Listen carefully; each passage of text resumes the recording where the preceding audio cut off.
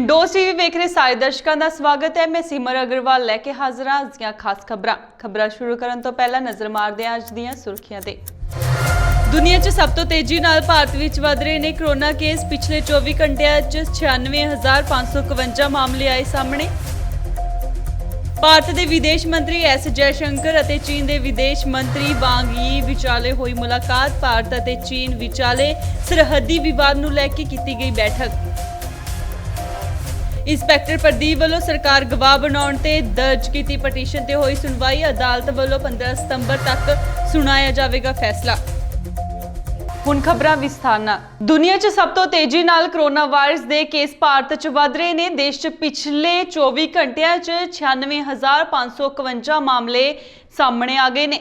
इस तो इलावा 1209 लोगों की मौत हो गई है। देश च 2 सितंबर तो रोजाना 1000 तो ज्यादा लोगों की मौत हो रही है।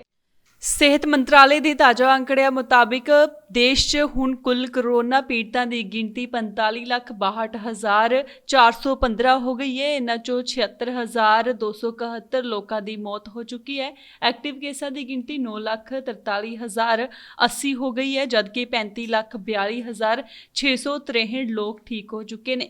वायरस के एक्टिव मामलों के मुकाबले ठीक हो चुके लोगों की गिनती करीब 3 गुणा है। देश च कुल कोरोना मरीजों चों 74% मरीज सिर्फ 9 सूबे चों ने। भारत और चीन विचाले सरहदी विवाद दौरान रूस के मास्को चल रहे विदेश मंत्रियों की बैठक च भारत के विदेश मंत्री एस जयशंकर और चीन के विदेश मंत्री वांग यी विचाले मुलाकात हुई। वड्डी खबर यह है कि दोवें देश सरहद से तनाव घटाउण लई सहमत हो गए ने। भारत और चीन सरहदी विवाद घटाउण लई राजी हो गए ने। दोवां देशां विचाले 5 सूत्री फार्मूले ते सहमति बनी हुई है। मास्को च भारतीय विदेश मंत्री एस जयशंकर ने साफ किया है कि भारत LAC ते जारी तनाव नूं होर नहीं वधाउणा चाहता। उत्थे ही भारत का मनना है कि चीन लई भारत की नीति च अते भारत प्रति चीन की नीति च किसी तरह का बदलाव नहीं होया। चीनी विदेश मंत्रालय वालों यह भी कहा गया है कि दो गवांढी देश होने के नाते सरहद ते चीन अते भारत च कुछ मुद्दों ते असहमति तां है, पर यह सुभाविक है। जरूरी तथ्य यह है कि उन्हां सहमतियां नूं सुलझाउण लई सही दिशा च देखा जाना चाहिए। विदेश मंत्री एस जयशंकर अते चीन के विदेश मंत्री वांग यी दे विच मास्को च बैठक हुई। दोवां लीडरां विचाले रात करीब 8 बजे कांग्रेस पार्क वोल्कोंस्की होटल च बैठक शुरू हुई अते करीब 10:30 बजे खत्म हुई। बरगाड़ी बेअदबी मामले नाल संबंधित बैबल कला गोलीकांड की जांच कर रही SIT ने एक हफ्ते पहला जिला अदालत नूं केस दे 2 दोषी इंस्पैक्टर प्रदीप सिंह नूं वादा मुआफ गवाह बनाउण दे लई आवेदन दिता सी ते इस दे आधार ते अदालत ने इंस्पैक्टर नूं तलब करदे होए RPC दी धारा 306 दे तहत उसदा बयान दर्ज कीता सी। पर हुण इस कांड विच मारे गए किशन भगवान सिंह दे भाई रेशम सिंह ने अदालत नूं इंस्पैक्टर दे वादा मुआफ गवाह बनाउण दी पटीशन नूं रद्द करन दी अपील कीती है। इस नूं लैके जिला अदालत वालों सुनवाई की गई। नाल ही अदालत ने SIT दे चीफ नूं निजी रूप से पेश होकर दोषी इंस्पैक्टर नूं वादा मुआफ गवाह बनाउण दे संबंध विच अपना पक्ष रखण लई हदायत की सी। इस मौके रेशम सिंह के वकील ने दस्सिया कि बैबल कलाकांड के कई पीड़ित व्यक्तियों ने इंस्पैक्टर प्रदीप कुमार के खिलाफ SIT कोल अपने बयान दर्ज करवाए ने कि किस तरह प्रदीप कुमार ने शांतिपूर्वक धरना दे रहे व्यक्तियों को सब तो पहला थप्पड़ ते किक मारी सी। ਉਹਦੇ 'ਚ ਇਹ ਆ ਵੀ ਪ੍ਰਦੀਪ ਸਿੰਘ ਇੰਸਪੈਕਟਰ ਨੂੰ ਜਿਹੜਾ ਸਰਕਾਰੀ ਗਵਾਹ ਬਣਾਉਣ ਦੀ ਜਿਹੜੀ ਐਪਲੀਕੇਸ਼ਨ ਦਿੱਤੀ ਹੈ ਪ੍ਰਦੀਪ ਸਿੰਘ ਇੰਸਪੈਕਟਰ ਨੇ, ਜਿਹੜੀ ਸਿੱਟ ਵੀ ਉਹਨੂੰ ਸਰਕਾਰੀ ਗਵਾਹ ਬਣਾਉਣ ਲਈ ਤਿਆਰ ਹੈ, ਪਰ ਅਸੀਂ ਉਹਦੇ ਵਿੱਚ ਓਬਜੈਕਸ਼ਨ ਦਿੱਤੇ ਰੇਸ਼ਮ ਸਿੰਘ ਵੱਲੋਂ ਵੀ ਉਹ ਮੇਨ ਗਵਾਹ ਹੈ। ਜਿਹੜਾ ਵੀ ਉੱਥੇ ਬੈਬਲ ਕਾਂਡ 'ਚ ਹੋਇਆ, ਗੋਲੀ ਚੱਲੀ ਹੈ ਜਾਂ ਜਾਲੀ FIR ਬਣੀ ਹੈ ਜਾਂ ਜਿਹੜੀ ਜਿਪਸੀ 'ਚ ਗੋਲੀ ਮਾਰੀ ਹੈ, ਉਹਦੇ 'ਚ ਜ਼ਿੰਮੇਵਾਰ ਹੈਗਾ ਪ੍ਰਦੀਪ ਸਿੰਘ ਤੇ ਇਹਨੂੰ ਸਰਕਾਰੀ ਗਵਾਹ ਨਹੀਂ ਬਣਾਇਆ ਜਾ ਸਕਦਾ ਤੇ ਇਸ ਦੇ ਉਲਟ ਇਹਨੂੰ ਸਜ਼ਾ ਹੋਣੀ ਚਾਹੀਦੀ ਹੈ। ਸਰ ਇਹ ਬੈਬਲ ਗੋਲੀ ਕਾਂਡ ਨਾਲ ਰਿਲੇਟਡ ਹੈ? ਹਾਂਜੀ, ਬੈਬਲ ਗੋਲੀकांड ਨਾਲ ਰਿਲੇਟਡ ਹੈ। ਤੇ ਅੱਜ ਉਸ ਵਿੱਚ ਤਰੀਕ ਜਿਹੜੀ ਰੱਖੀ ਗਈ ਸੀ, ਬਹਿਸ ਹੋਈ ਸੀ ਕਿ ਕੀ ਅਦਾਲਤ ਵਿੱਚ ਕਿਸ ਤਰ੍ਹਾਂ ਦੀ ਆਰਗੂਮੈਂਟਸ ਦਿੱਤੇ ਗਏ? ਉਹਦੇ ਵਿੱਚ ਇਹ ਹੈ ਵੀ ਅਸੀਂ ਜਿਹੜਾ ਇਹਨੂੰ ਕਿਹਾ ਇਤਰਾਜ਼ ਲਾਇਆ ਵੀ ਉਹਨੂੰ ਨਹੀਂ ਮਿਲਣੀ ਚਾਹੀਦੀ, ਸਰਕਾਰੀ ਗਵਾਹ ਨਹੀਂ ਬਣਾਇਆ ਜਾ ਸਕਦਾ, ਪਰ ਦੂਜੇ ਪਾਸੇ ਜਿਹੜੀ ਪ੍ਰੋਸੀਕਿਊਸ਼ਨ ਹੈ ਉਹ ਬਣਾਉਣ ਲਈ ਤਿਆਰ ਹੈ। ਉਹਦੀ ਆਰਗੂਮੈਂਟ ਇਹ ਹੈ ਵੀ ਬਣਾਇਆ ਜਾਵੇ। ਸਰ ਤੁਹਾਡੇ ਲੋਕ ਕਿਸ ਤਰ੍ਹਾਂ ਦੀ ਗਰਾਊਂਡ ਪੇਸ਼ ਕੀਤੀ ਗਈ? ਸਾਡੇ ਵਿੱਚ ਇੱਕ ਤਾਂ ਦੱਸਿਆ ਗਿਆ ਵੀ ਜਿਹੜਾ ਇਹ ਮੇਨ ਅਕਿਊਜ਼ਡ ਹੈ, ਇਹਨੇ ਸਾਰਾ ਜਿਹੜਾ ਕੰਮ 'ਚ ਇਹਦਾ ਹੱਥ ਹੈਗਾ, ਇਹਨੇ ਜਿਹੜਾ ਗੋਲੀ ਵੀ ਚਲਾਈ ਹੈ। ਬੇਅੰਤ ਸਿੰਘ ਗਵਾਹ ਵੀ ਹੈ, ਜਿਹੜੀ ਉਹਦਾ ਵੀ ਗੁਰਨਾਮ ਸਿੰਘ HC ਦੀ ਗਵਾਹੀ ਹੋਈ ਵੀ ਹੈ, ਜਿਹਦੇ ਵਿੱਚ ਉਹਨੇ ਲਿਖਿਆ ਹੈਗਾ ਸਾਰਾ ਇਹਦੇ ਖਿਲਾਫ। ਤੇ ਇੱਕ ਹਰਜਿੰਦਰ ਸਿੰਘ DSP ਨੇ ਦੱਸਿਆ ਵੀ ਜਿਹੜਾ ਇਹਨੇ ਸ਼ੁਰੂ ਕੀਤਾ ਸਾਰਾ, ਅਸੀਂ ਉਹ ਸਾਰਾ ਦੱਸਿਆ, ਕੋਰਟ ਦੇ ਅੱਗੇ ਆਪਦਾ ਐਪਲੀਕੇਸ਼ਨ 'ਚ ਲਿਖ ਕੇ ਪੱਖ ਪੇਸ਼ ਕੀਤਾ। ਕੁਝ ਧਰਨਾਕਾਰੀਆਂ ਦੇ ਵੀ ਬਿਆਨ ਆਲਰੇਡੀ ਪਹਿਲਾਂ ਹੋਏ ਨੇ ਇਸ ਮਾਮਲੇ ਵਿੱਚ ਪ੍ਰਦੀਪ ਸਿੰਘ ਦੇ ਖਿਲਾਫ। ਨਹੀਂ, ਉਹਦੇ 161 ਦੀਆਂ ਸਟੇਟਮੈਂਟਾਂ ਹੀ ਹੋਈਆਂ, ਜੇ ਦੂਜੇ ਤਾਂ ਕੋਈ ਹਜੇ ਐਵੀਡੈਂਸ ਨਹੀਂ ਹੋਈ। ਸਰ ਹੁਣ ਕਿਸ ਤਰ੍ਹਾਂ ਦਾ ਕਾਰਵਾਈ ਕਰਨਾ? ਅੱਜ ਦਾ ਹਜੇ ਕੋਈ ਫੈਸਲਾ ਨਹੀਂ ਅਦਾਲਤ ਵੱਲੋਂ। ਅਦਾਲਤ ਨੇ 15/9 ਵਾਸਤੇ ਇਹ ਰੱਖਿਆ ਹੈਗਾ, ਰਾਖਵਾਂ ਰੱਖਿਆ ਫੈਸਲਾ, ਉਸ ਦਿਨ ਦਿੱਤਾ ਜਾਊਗਾ ਫੈਸਲਾ। ਲੋਕ ਨੌਕਰੀਆਂ ਤੇ ਵੱਡੇ ਵੱਡੇ ਪੈਕੇਜ ਹਾਸਲ ਕਰਨ ਦੀ ਭੱਜ ਦੌੜ 'ਚ ਲੱਗੇ ਮਿਲਦੇ ਨੇ, ਪਰ ਅੱਜ ਅਸੀਂ ਇੱਕ ਐਸੇ ਵਿਅਕਤੀ ਦੀ ਕਹਾਣੀ ਦੱਸ ਰਹੇ ਹਾਂ ਜਿਸ ਨੇ ਲੱਖਾਂ ਦਾ ਪੈਕੇਜ ਛੱਡ ਖੇਤੀ ਤੇ ਕਿਸਾਨੀ ਦੀ ਚੋਣ ਕੀਤੀ ਹੈ। ਅਸੀਂ ਗੱਲ ਕਰ ਰਹੇ ਹਾਂ ਯੂਪੀ ਦੇ ਆਨੰਦ ਮਿਸ਼ਰਾ ਉਰਫ ਲੈਮਨ ਮੈਨ ਦੇ। ਆਨੰਦ ਨੇ ਨਿੰਬੂ ਦੀ ਬਾਗਬਾਨੀ ਕਰਕੇ ਸਵੈ ਨਿਰਭਰਤਾ ਦੀ ਮਿਸਾਲ ਪੇਸ਼ ਕੀਤੀ ਹੈ। ਵਿਕਾਸਖੰਡ ਦੇ ਬਲਾਕ ਕੰਚਨਾਵਾ ਪਿੰਡ ਦਾ ਰਹਿਣ ਵਾਲਾ ਆਨੰਦ ਮਿਸ਼ਰਾ ਨਿੰਬੂ ਮੈਨ ਵਜੋਂ ਜਾਣਿਆ ਜਾਂਦਾ ਹੈ। ਉਹ ਨਿੰਬੂ ਦੀ ਬਾਗਬਾਨੀ ਦਾ ਕੰਮ ਕਰ ਰਿਹਾ ਹੈ। ਆਨੰਦ ਮਿਸ਼ਰਾ ਨਿੰਬੂ ਦੀ ਬਾਗਬਾਨੀ ਤੋਂ ਲੱਖਾਂ ਰੁਪਏ ਕਮਾ ਰਿਹਾ ਹੈ। ਨਾਲ ਹੀ ਉਹ ਹੋਰ ਦੂਰੋਂ ਆਉਣ ਵਾਲੇ ਕਿਸਾਨਾਂ ਨੂੰ ਵੀ ਤਕਨੀਕੀ ਖੇਤੀ ਵੱਲ ਆਉਣ ਲਈ ਉਤਸ਼ਾਹਿਤ ਕਰ ਰਿਹਾ ਹੈ। ਸਿਰਫ ਇੰਨਾ ਹੀ ਨਹੀਂ, ਆਨੰਦ ਮਿਸ਼ਰਾ ਖੁਦ ਬਗੀਚੇ ਵਿੱਚ ਨਵੇਂ ਪੌਦੇ ਤਿਆਰ ਕਰਨ ਲਈ ਕੰਮ ਕਰਦੇ ਦਿਖਾਈ ਦਿੰਦਾ ਹੈ। ਮਜ਼ਦੂਰ ਦੇ ਨਾਲ ਆਨੰਦ ਮਿਸ਼ਰਾ ਵੀ ਰੁੱਖਾਂ ਤੇ ਬੂਟਿਆਂ ਦੀ ਦੇਖਰੇਖ ਤੇ ਉਹਨਾਂ ਦੀ ਸਾਂਭ ਸੰਭਾਲ ਕਰਦਾ ਹੈ। ਪਰ ਇਸ ਨਾਲ ਲੈਮਨ ਮੈਨ ਬਾਗਬਾਨੀ ਦੇਖਣ ਜਾਂ ਸਮਝਣ ਆਏ ਕਿਸਾਨਾਂ ਨੂੰ ਸੁਝਾਅ ਤੇ ਟਿਪਸ ਵੀ ਦਿੰਦਾ ਹੈ। ਲੈਮਨ ਮੈਨ ਨਿੰਬੂ ਦੇ ਫਲਾਂ ਤੋਂ ਪੈਸਾ ਕਮਾ ਰਿਹਾ ਹੈ, ਨਾਲ ਹੀ ਗੁੱਟੀ ਦੇ ਜ਼ਰੀਏ ਨਵੇਂ ਪੌਦੇ ਬਣਾ ਰਿਹਾ ਹੈ। ਨਿੰਬੂ ਦੇ ਬੂਟੇ ਵੇਚਣ ਦਾ ਕੰਮ ਵੀ ਕਰਦਾ ਹੈ। ਇਸ ਤਰ੍ਹਾਂ ਉਹ ਇੱਕੋ ਫਸਲ ਦੇ ਦੋ ਤਰ੍ਹਾਂ ਨਾਲ ਲਾਭ ਦਾ ਆਨੰਦ ਲੈ ਰਿਹਾ ਹੈ। ਲੈਮਨ ਮੈਨ ਦੋ ਕਿਸਮਾਂ ਦੇ ਨਿੰਬੂ ਵੱਲ ਵਿਸ਼ੇਸ਼ ਧਿਆਨ ਦੇ ਰਿਹਾ ਹੈ। ਕਾਗਦੀ ਦੀ ਪਹਿਲੀ ਕਿਸਮ ਜੋ ਕਿ ਬੀਜ ਵਾਲੀ ਹੁੰਦੀ ਹੈ ਤੇ ਦੂਜੀ ਬਿਨਾਂ ਬੀਜ ਵਾਲੀ। ਇਸ ਤਰੀਕੇ ਨਾਲ ਨਿੰਬੂ ਦੇ ਬਾਗ ਵਿੱਚ ਦੋ ਕਿਸਮ ਦੇ ਨਿੰਬੂ ਪੈਦਾ ਹੁੰਦੇ ਨੇ। ਨਿੰਬੂ ਦੀ ਬਾਗਬਾਨੀ ਦੇ ਨਾਲ-ਨਾਲ ਆਨੰਦ ਅਮਰੂਦ ਦੀ ਬਾਗਬਾਨੀ ਵੀ ਸ਼ੁਰੂ ਕਰ ਰਿਹਾ। ਅਮਰੂਦ ਦੇ ਦਰਖਤਾਂ ਲਈ ਉਹ ਦਾਅਵਾ ਕਰਦੇ ਨੇ ਕਿ 1 ਸਾਲ ਬਾਅਦ ਅਮਰੂਦ ਫਲ ਦੇਣਾ ਸ਼ੁਰੂ ਕਰ ਦੇਣਗੇ। ਉਹਨਾਂ ਨੂੰ ਉਗਾਉਣ ਤੇ ਕਾਇਮ ਰੱਖਣ ਲਈ ਉਹਨਾਂ ਕੋਲ ਚੰਗੀ ਤਕਨੀਕ ਹੋਣੀ ਚਾਹੀਦੀ ਹੈ। ਆਨੰਦ ਮਿਸ਼ਰਾ ਪ੍ਰਧਾਨ ਮੰਤਰੀ ਦੇ ਸਵੈ ਨਿਰਭਰ ਭਾਰਤ ਲਈ ਵੀ ਆਪਣਾ ਯੋਗਦਾਨ ਦੇ ਰਹੇ ਨੇ। उसनू दर्जना मंचा तो सम्मान भी प्राप्त हो चुका है। तो अब हमें भी ये लगने लगा है कि वास्तव में किसान प्रभावित है और उसको होना भी चाहिए। बागवानी की तरफ कदम बढ़ाने से उसकी आमदनी लगातार बढ़ती रहती है 30 से 35 सालों तक। अगर बात करें दूसरे राज्यों की, तो आपकी पहुंच हमने देखा है आपके सोशल प्लेटफॉर्म पे। आप राजस्थान भी गए हैं और लगातार बाहर आप रहे हैं। किसान आपसे जानना चाहते हैं कि आप जो खेती कर रहे हैं एक तरह से धन को भी एकत्रित करने का एक तरीका है, जिससे जो गांव में रोजगार की समस्या है उसको भी कैसे व्यवस्थित किया जा सकता है, लोगों के हाथ में पैसे आए। एक हमने स्टोरी पढ़ी थी, उसमें आपकी स्टोरी थी, उसमें जिक्र था कि केसीसी की लिमिट बढ़वाने के लिए किसान आपके आसपास के डी की अगर बात करें तो वो बैंक के चक्कर लगाया करते थे। तो आपने उस दौर को भी देखा है, आपने ग्राउंड पे देखा है कि किस तरह से किसान परेशान होता है। बिल्कुल। तो ये सारी बातें राजस्थान और अन्य राज्यों में पहुंच, ये हम सब आपसे जानना चाहेंगे। बिल्कुल जी। मैं भारत के प्रधानमंत्री जी का जो आत्मनिर्भर का नारा है, मैं उसका प्रबल समर्थक हूँ। दूसरा, जो केंद्र सरकार की सबसे बड़ी योजना थी, जो मंडी का कानून को 70 साल का पुराना कानून को चेंज कर दिया, मैं इसके लिए केंद्र सरकार और भाई नरेंद्र भाई मोदी जी, अपने प्रधानमंत्री जी को बधाई भी देना चाहता हूँ कि अब किसान की जो 70 साल की बेड़िया थी वो खत्म हो गई। आप फल उत्पादन करिए, आप अनाज का उत्पादन करिए, आप कुछ भी करिए, आज आपकी मंडी समिति में बेचने की बाध्यता को। आनंद मिश्रा उर्फ ਲੈਮਨ ਮੈਨ ਨਿੰਬੂ ਦੀ ਬਾਗਬਾਨੀ ਤੋਂ ਲੱਖਾਂ ਰੁਪਏ ਕਮਾਉਣ ਦੇ ਨਾਲ-ਨਾਲ ਨਿੰਬੂ ਦੇ ਦਰਖਤਾਂ ਦੀਆਂ ਟਾਹਣੀਆਂ ਵਿੱਚ ਗੁੱਟੀ ਬਣਾ ਕੇ ਦੂਜਾ ਬੂਟਾ ਵੀ ਤਿਆਰ ਕਰ ਰਿਹਾ। ਇਹ ਬੂਟਾ 70 ਤੋਂ 80 ਰੁਪਏ ਦੀ ਕੀਮਤ ਨਾਲ ਵੇਚਿਆ ਜਾਂਦਾ ਹੈ। ਜਿਨ੍ਹਾਂ ਟਾਹਣੀਆਂ ਦੀ ਛਾਂਟੀ ਕਰਨੀ ਚਾਹੀਦੀ ਹੈ, ਆਨੰਦ ਉਹਨਾਂ ਨੂੰ ਨਵੇਂ ਬੂਟੇ ਦਾ ਰੂਪ ਦੇ ਕੇ ਹੋਰਨਾਂ ਕਿਸਾਨਾਂ ਨੂੰ ਬਾਗਬਾਨੀ ਕਰਨ ਲਈ ਵੀ ਉਤਸ਼ਾਹਿਤ ਕਰਦਾ ਹੈ। ਸ਼੍ਰੋਮਣੀ ਗੁਰਦੁਆਰਾ ਪ੍ਰਬੰਧਕ ਕਮੇਟੀ ਦੇ 28 ਸਤੰਬਰ ਨੂੰ ਰੱਖੇ ਗਏ ਬਜਟ ਇਜਲਾਸ ਸੰਬੰਧੀ ਤਿਆਰੀਆਂ ਜਾਰੀ ਨੇ। ਸ਼੍ਰੋਮਣੀ ਕਮੇਟੀ ਦੇ ਪ੍ਰਧਾਨ ਭਾਈ ਗੋਬਿੰਦ ਸਿੰਘ ਲੋਂਗੋਵਾਲ ਨੇ ਦੱਸਿਆ ਕਿ ਮੈਂਬਰਾਂ ਨੂੰ ਬਜਟ ਸਮਾਗਮ 'ਚ ਸ਼ਾਮਿਲ ਹੋਣ ਲਈ ਸਕੱਤਰ ਸਰਦਾਰ ਮਹਿੰਦਰ ਸਿੰਘ ਆਲੀ ਵੱਲੋਂ ਪੱਤਰ ਜਾਰੀ ਕਰ ਦਿੱਤੇ ਗਏ ਨੇ ਅਤੇ ਹਰ ਤਰ੍ਹਾਂ ਦੇ ਲੋੜੀਂਦੇ ਪ੍ਰਬੰਧ ਕੀਤੇ ਜਾ ਰਹੇ ਨੇ। ਉਹਨਾਂ ਕਿਹਾ ਕਿ ਸ਼੍ਰੋਮਣੀ ਕਮੇਟੀ ਦਾ ਸਾਲਾਨਾ ਬਜਟ ਇਜਲਾਸ ਹਰ ਸਾਲ ਮਾਰਚ ਮਹੀਨੇ ਵਿੱਚ ਰੱਖਿਆ ਜਾਂਦਾ ਹੈ, ਪਰੰਤੂ ਇਸ ਵਾਰ ਕਰੋਨਾ ਕਾਰਨ ਸੰਭਵ ਨਹੀਂ ਹੋ ਸਕਿਆ।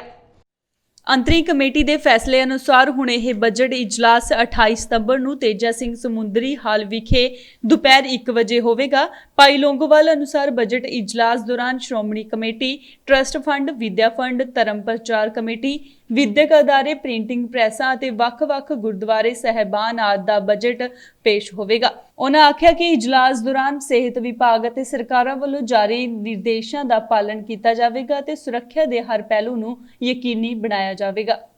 ਸ਼੍ਰੋਮਣੀ ਗੁਰਦੁਆਰਾ ਪ੍ਰਬੰਧਕ ਕਮੇਟੀ ਦਾ ਬਜਟ ਇਜਲਾਸ ਜਿਹੜਾ 31 ਮਾਰਚ ਤੋਂ ਪਹਿਲਾਂ ਹਰ ਸਾਲ ਕੀਤਾ ਜਾਂਦਾ ਹੈਗਾ, ਜਿਹਦੇ ਵਿੱਚ ਸਾਰਾ ਹੀ ਜੋ ਸਾਡਾ ਬਜਟ ਦਾ ਲੇਖਾ ਜੋਖਾ ਹੈ, ਆਮਦਨ ਹੈ, ਖਰਚੇ ਸਾਰੇ ਉਹ ਪਾਸ ਕੀਤੇ ਜਾਂਦੇ ਨੇ।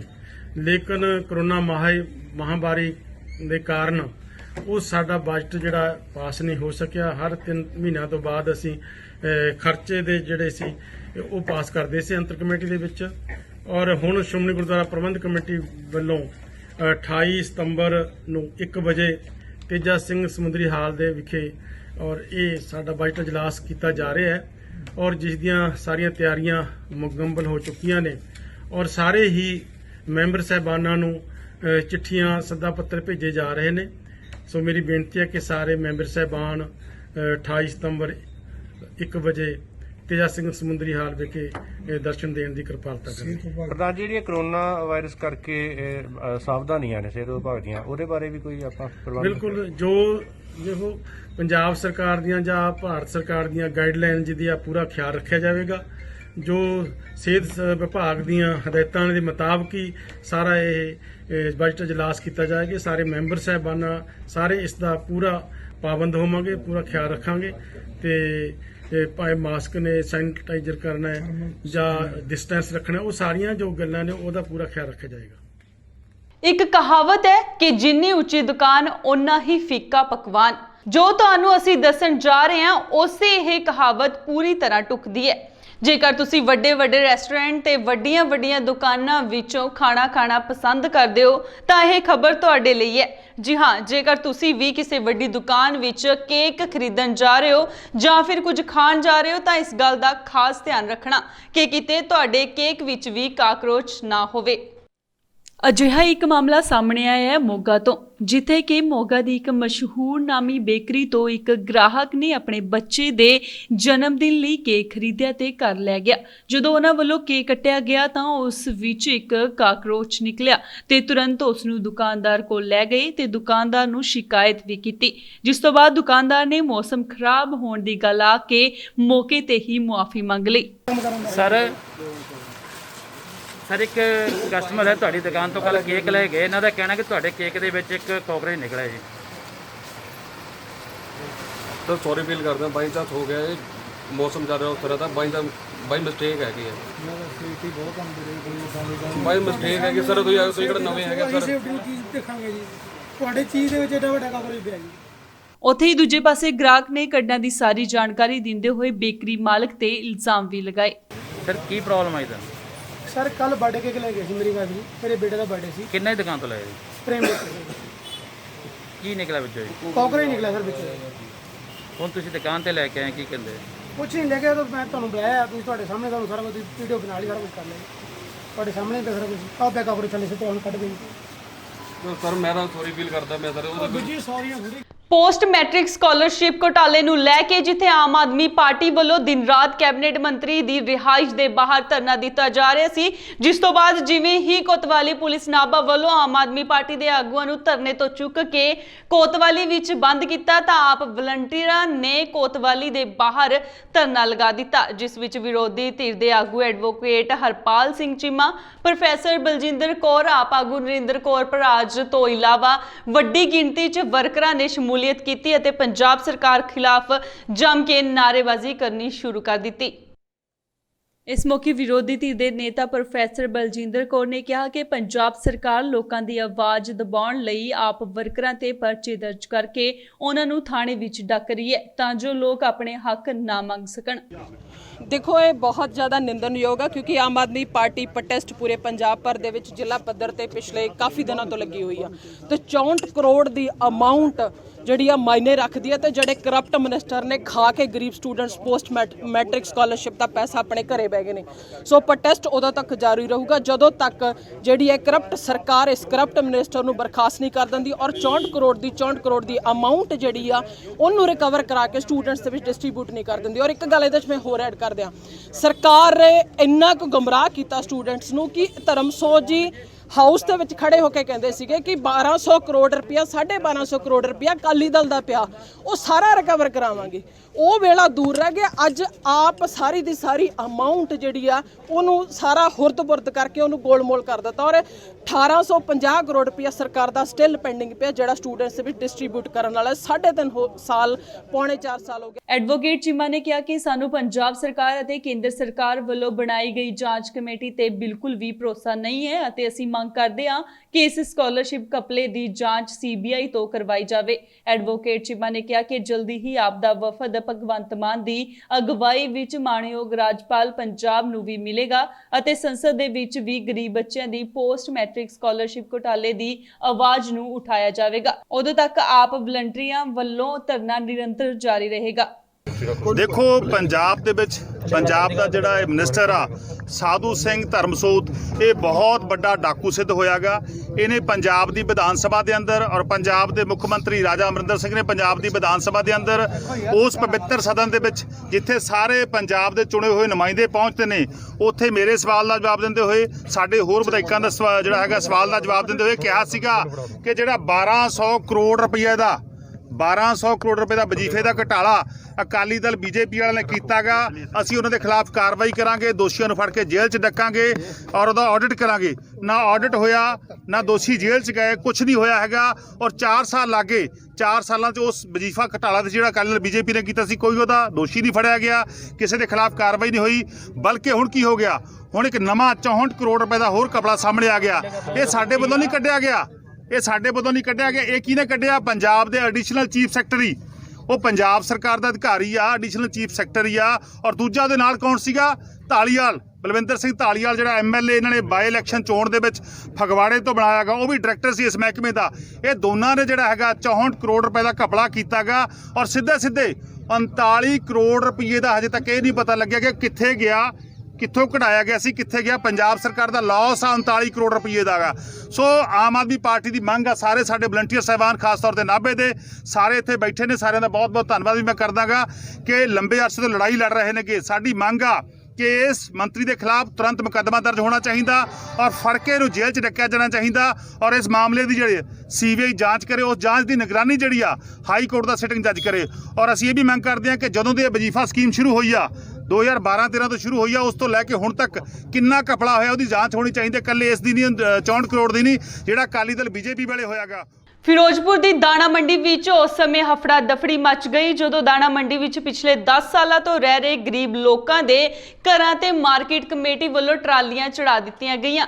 ਜਾਣਕਾਰੀ ਦਿੰਦਿਆਂ ਲੋਕਾਂ ਨੇ ਦੱਸਿਆ ਕਿ ਉਹ ਇੱਥੇ ਪਿਛਲੇ 10 ਸਾਲਾਂ ਤੋਂ ਰਹਿ ਰਹੇ ਨੇ ਅਤੇ ਸਰਕਾਰ ਉਹਨਾਂ ਤੋਂ ਵੋਟਾਂ ਵੀ ਲੈ ਰਹੀ ਹੈ, ਫਿਰ ਵੀ ਉਹਨਾਂ ਨੂੰ ਪ੍ਰਵਾਸੀ ਜਾਣਦੇ ਹੋਏ ਉਹਨਾਂ ਦੇ ਘਰ ਢਾਏ ਜਾ ਰਹੇ ਨੇ। ਇਸ ਮੌਕੇ ਲੋਕਾਂ ਨੇ ਕਿਹਾ ਕਿ ਮਾਰਕੀਟ ਕਮੇਟੀ ਵੱਲੋਂ ਪਹਿਲਾਂ ਉਹਨਾਂ ਨੂੰ ਕੋਈ ਸੂਚਨਾ ਨਹੀਂ ਦਿੱਤੀ ਗਈ ਕਿ ਤੁਸੀਂ ਇਸ ਥਾਂ ਨੂੰ ਖਾਲੀ ਕਰ ਦਿਓ ਅਤੇ ਅਚਾਨਕ ਆ ਕੇ ਉਹਨਾਂ ਦੇ ਘਰਾਂ ਨਾਲ ਭੰਨ-ਤੋੜ ਕਰਨੀ ਸ਼ੁਰੂ ਕਰ ਦਿੱਤੀ, ਜਿਸ ਨਾਲ ਉਹਨਾਂ ਦਾ ਕਾਫੀ ਨੁਕਸਾਨ ਹੋ ਚੁੱਕਿਆ। ਉਹਨਾਂ ਨੇ ਕਿਹਾ ਕਿ ਜੇਕਰ ਪ੍ਰਸ਼ਾਸਨ ਨੇ ਉਹਨਾਂ ਨੂੰ ਪਹਿਲਾਂ ਅਲਰਟ ਕੀਤਾ ਹੁੰਦਾ ਤਾਂ ਅੱਜ ਜੋ ਉਹਨਾਂ ਦਾ ਨੁਕਸਾਨ ਹੋਇਆ ਤਾਂ ਉਹ ਨਾ ਹੁੰਦਾ। बगाना आ गए। क्या बात है यार जो झुग्गियां तुम्हारी तोड़ रही हैं? झुग्गियां पटा दी, बुढ़ी की झुग्गी पटा दी, बच्चे मार मेरा लट मार दिता गया, पैर मार दिता मेरा, मैं अगे हुई तो मैंने डिक्के दे के सर दी। मैं की करा, मैं रंडी बैठी है। मैं कितना टाइम हो गया ਤੁਹਾਨੂੰ ਇੱਥੇ ਬੈਠਿਆਂ ਨੂੰ? और सानू 10-15 साल हो गए। ਅੱਛਾ ਤੇ ਤੁਹਾਨੂੰ ਪਹਿਲੇ ਦੱਸਿਆ ਨਹੀਂ ਗਿਆ? कोई नहीं दस्या, सानू दस्या नहीं हैगा। ਅੱਛਾ ਜੀ, कोई भी नहीं आया साडे कोल। ਹੁਣ ਇੱਥੇ ਕਿੰਨੇ ਘਰ ਨੇ ਇੱਥੇ ਟੋਟਲ? 3 घर है गए ਸਾਰੇ ਕਿੰਨੇ ਘਰ ਨੇ ਇੱਥੇ? टोटल 300 घर बैठा मंडी में। मैं बुढ़ी की झुग्गी आ गई, बच्चे ਕੀ ਪ੍ਰਸ਼ਾਸਨ ਤੋਂ ਕੀ ਮੰਗ ਕਰਦੇ ਹੁਣ? ਪੱਟੋ ਮਰ ਜਿੱਥੇ ਜਾ ਮਰਜੀ ਹੁਣ ਅਸੀਂ ਕਿੱਥੇ ਜਾਈਏ।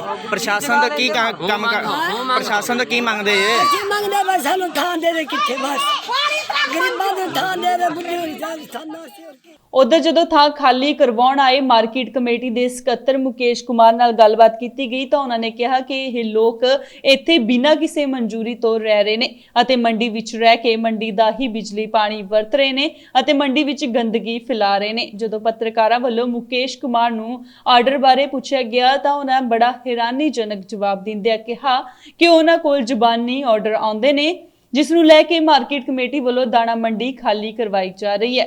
ਇਹ ਆਰਡਰ ਜੀ ਜ਼ੁਬਾਨੀ ਮੰਡੀ ਬੋਰਡ ਦੇ ਲੈਟਰ ਰੂਟੀਨ 'ਚ ਆਉਂਦੇ ਰਹਿੰਦੇ ਆ ਜੀ। ਆਰਡਰ ਇਹ ਤਾਂ ਨੈਚੁਰਲ ਪ੍ਰੋਸੈਸ ਹੈ ਜੀ, ਇਹ ਬੈਠਣੇ ਨਹੀਂ ਚਾਹੀਦੇ ਜੀ। ਇਹ ਨੈਚੁਰਲ ਪ੍ਰੋਸੈਸ ਹੈ, ਇੱਥੇ ਬੈਠਣੇ ਨਹੀਂ ਚਾਹੀਦੇ। ਇਹ ਸਾਡੇ ਗੰਦਗੀ ਬਿਜਲੀ ਪਾਣੀ ਸਾਡਾ ਹੀ ਵਰਤਦੇ ਆ ਤੇ ਉਹ ਪ੍ਰੈਸ ਵਾਲੇ ਲੋਕ ਜਿਹੜੇ ਭਾਈ ਸਾਹਿਬ ਹੈ ਸਾਡੀਆਂ ਫੋਟੋਆਂ ਪਾ ਕੇ ਸਾਨੂੰ ਹੀ ਅੱਗੋਂ ਫਿਰ ਜਵਾਬ ਦੇਣੇ ਪੈ ਜਾਂਦੇ ਹੈੱਡ ਆਫਿਸ 'ਚ। ਠੀਕ ਹੈ ਸਰ। ਸਰ ਕੀ ਨਾਮ ਹੈ ਜੀ ਆਪਣਾ? ਮੁਕੇਸ਼ ਕੁਮਾਰ, ਸਕੱਤਰ ਮਾਰਕੀਟ ਕਮੇਟੀ ਫਿਰੋਜ਼ਪੁਰ ਸ਼ਹਿਰ। ਪੰਜਾਬ ਸਰਕਾਰ ਵੱਲੋਂ ਜ਼ਿਲ੍ਹਾ ਰੂਪਨਗਰ 'ਚ ਕਰੋਨਾ ਸੰਬੰਧੀ ਲੋੜੀਂਦੇ ਪ੍ਰਬੰਧਾਂ ਦੀ ਦੇਖਰੇਖ ਲਈ ਲਗਾਏ ਗਏ ਇੰਚਾਰਜ ਤੇ ਸਕੂਲ ਸਿੱਖਿਆ ਤੇ ਲੋਕ ਨਿਰਮਾਣ ਮੰਤਰੀ ਸ਼੍ਰੀ ਵਿਜੇਂਦਰ ਸਿੰਗਲਾ ਵੱਲੋਂ ਵਿਸ਼ੇਸ਼ ਤੌਰ ਤੇ ਦੌਰਾ ਕਰਕੇ ਰੂਪਨਗਰ ਜ਼ਿਲ੍ਹਾ ਪ੍ਰਸ਼ਾਸਨ ਦੇ ਸਿਹਤ ਵਿਭਾਗ ਵੱਲੋਂ ਕੋਵਿਡ ਨਾਲ ਨਜਿੱਠਣ ਲਈ ਕੀਤੇ ਗਏ ਪ੍ਰਬੰਧਾਂ ਦਾ ਜਾਇਜ਼ਾ ਲਿਆ ਗਿਆ। ਇਸ ਮੌਕੇ ਉਹਨਾਂ ਨੇ ਜਿੱਥੇ ਇਕਾਂਤਵਾਸ ਕੀਤੇ ਗਏ ਮਰੀਜ਼ਾਂ ਨਾਲ ਫੋਨ ਤੇ ਗੱਲ ਕੀਤੀ ਤੇ ਉਹਨਾਂ ਦਾ ਹਾਲ ਵੀ ਜਾਣਿਆ। ਇਸ ਮੌਕੇ ਤੇ ਪੱਤਰਕਾਰਾਂ ਵੱਲੋਂ ਕੇਂਦਰ ਸਰਕਾਰ ਵੱਲੋਂ 21 ਸਤੰਬਰ ਤੋਂ ਸਕੂਲ ਖੋਲ੍ਹਣ ਸੰਬੰਧੀ ਕੀਤੇ ਗਏ ਫੈਸਲੇ ਸੰਬੰਧੀ ਪੁੱਛੇ ਗਏ ਸਵਾਲ ਦਾ ਜਵਾਬ ਦਿੰਦਿਆਂ ਕਿਹਾ ਕਿ ਸੈਂਟਰ ਵੱਲੋਂ ਹੁਕਮ ਲਾਗੂ ਕੀਤੇ ਗਏ ਨੇ ਪਰ ਸਾਡੀ ਸਰਕਾਰ ਦਾ ਇਹ ਫੈਸਲਾ ਹੈ ਕਿ ਜਦੋਂ ਤੱਕ ਕਰੋਨਾ ਮਹਾਮਾਰੀ ਖਤਮ ਨਹੀਂ ਹੁੰਦੀ ਉਦੋਂ ਤੱਕ ਸਾਡੀ ਸਰਕਾਰ ਨੇ ਸਕੂਲਾਂ ਨੂੰ ਖੋਲ੍ਹਣ ਸੰਬੰਧੀ ਕੋਈ ਪਲੈਨਿੰਗ ਨਹੀਂ ਕੀਤੀ। ਉਹਨਾਂ ਨੇ ਦੱਸਿਆ ਕਿ ਇਸ ਸੰਬੰਧੀ ਕੈਬਨਿਟ ਦੀ ਮੀਟਿੰਗ ਵਿੱਚ ਵੀ ਵਿਚਾਰ ਚਰਚਾ ਹੋਈ ਸੀ ਤੇ ਮਾਨਯੋਗ ਮੁੱਖ ਮੰਤਰੀ ਕੈਪਟਨ ਅਮਰਿੰਦਰ ਸਿੰਘ ਜੀ ਦਾ ਇਹ ਸਪਸ਼ਟ ਆਦੇਸ਼ ਹੈ ਕਿ ਜਦੋਂ ਤੱਕ ਕਰੋਨਾ ਮਹਾਮਾਰੀ ਖਤਮ ਨਹੀਂ ਹੁੰਦੀ ਉਦੋਂ ਤੱਕ ਸਕੂਲ ਨਹੀਂ ਖੋਲੇ ਜਾਣਗੇ ਕਿਉਂਕਿ ਉਹਨਾਂ ਲਈ ਸਭ ਤੋਂ ਪਹਿਲਾਂ ਬੱਚਿਆਂ ਦੀ ਸੇਫਟੀ ਜ਼ਰੂਰੀ ਹੈ। मल्टीपर्पज़ हेल्थ वर्कर हैं, चाहे सफाई करने वाले लोग हैं या चाहे पेशेंट्स को खाना पहुँचाने वाले लोग हैं, वो सारे नाल गलबात करके पेशेंट्स नाल गलबात करके उसका जायजा लेना चाहिए। सर एक अपने कोरोना वायरस ते चलदी ਜਿਹੜੀ ਗੱਲਬਾਤ ਹੋਈ ਜਿਹਦੇ ਵਾਸਤੇ ਸਾਡਾ ਫੇਰਾ ਕਰਦਾ ਇਹ ਸਕੂਲਾਂ 'ਚ ਜਿਹੜੇ 21 ਤਰੀਕ ਨੂੰ ਸੈਂਟਰ ਗਵਰਨਮੈਂਟ ਨੇ ਕਿਹਾ ਵੀ ਸੈਂਟਰ ਗਵਰਨਮੈਂਟ ਸਕੂਲ ਖੋਲ ਰਹੀ ਹੈ, क्या पंजाब गवर्नमेंट का भी कोई है? सेंट्रल गवर्नमेंट खोल रही है या सेंट्रल गवर्नमेंट ने किया सानू पता नहीं। साडी सरकार का क्लीयर फैसला है कि जब तक कोरोना की महामारी ठीक नहीं हो जाती उदों तक असी कोई स्कूलों को खोलने वास्ते प्लैनिंग नहीं की। कैबिनेट के विच भी डिस्कस होया सी और मानयोग मुख्य मंत्री पंजाब कैप्टन अमरिंदर सिंह जी का क्लीयर आदेश है कि आपां जब तक कोरोना ठीक नहीं होता स्कूल नहीं खोलने, क्योंकि साडे वास्ते बच्चों की सेफ्टी ते सिक्योरिटी वो सब तो इंपॉर्टेंट है। एक सर तुहाडे डिपार्टमेंट नाल लिंक है कि साडे ਸੋ ਇਸੀ ਅੱਜ ਦੀਆਂ ਖਾਸ ਖਬਰਾਂ ਹੋਰ ਪ੍ਰੋਗਰਾਮ ਵੇਖਣ ਦੇ ਲਈ ਜੁੜੇ ਰਹੋ ਇੰਡੋਜ਼ ਟੀਵੀ ਦੇ ਨਾਲ ਤੇ ਉਦੋਂ ਤੱਕ ਮੈਨੂੰ ਦਿਓ ਇਜਾਜ਼ਤ। ਸਤਿ ਸ਼੍ਰੀ ਅਕਾਲ।